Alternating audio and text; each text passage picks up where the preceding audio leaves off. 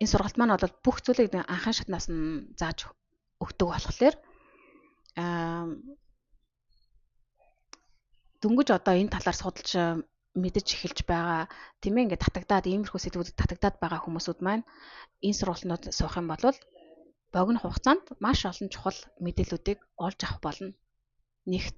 За тэгээ би сургалтаараа бол маш олон гой зүйлүүдийг зааж өгөх болно. Яаж зүн сонгоо хөгжүүлэх үү тийм ээ? Дээд биеийн дуу хоолой яаж мэдэрч эхлэх үү?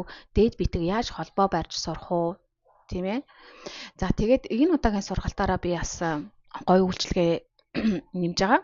Тэр маань болохоор ингээд цаг 30 минут үргэлжлэнэ. Тэгээд сүүлийн 10 минутанд бол бүгдээр ингээ гой бөөнөрөө гой энерги хүчээр нэгтгэж жагаад одоо бясалгал хийнэ.